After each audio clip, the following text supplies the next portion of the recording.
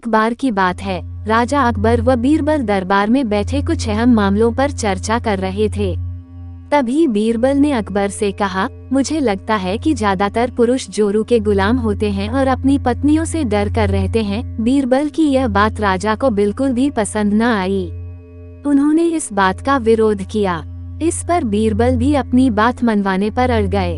उन्होंने राजा से कहा कि वे अपनी बात को सिद्ध कर सकते हैं, मगर इसके लिए राजा को प्रजा के बीच एक आदेश जारी करवाना होगा।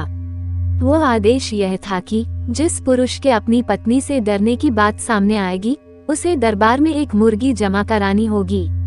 राजा बीरबल की इस बात पर तैयार हो गए।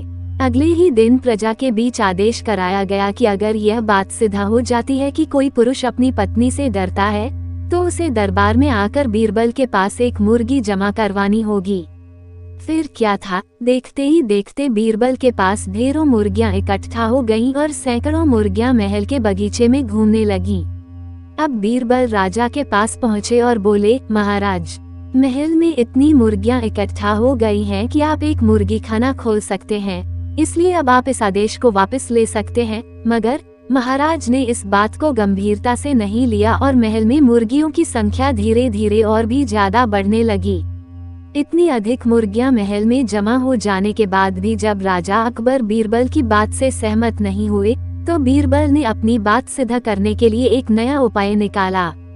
एक दिन बीरबल राजा के पास गए और बोले, महाराज, मैंने सुना है कि पड़ोस के राज्य में एक बहुत की खूबसूरत राजकुमारी रहती है।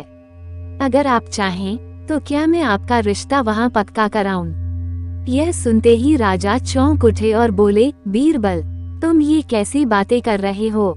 महल में पहले से ही 2 महारानियां मौजूद हैं। अगर उन्हें इस बात की भनक भी लगी तो मेरी खैर नहीं होगी। यह सुनकर बीरबल ने तपाक से जवाब दिया, चलिए महाराज, फिर तो आप भी मेरे पास 2 मुर्गियां जमा करा ही दीजिए। राजा बीरबल का ऐसा जवाब सुनकर शर्मा गए और उन्होंने अपना आदेश उसी वक्त वापस ले लिया।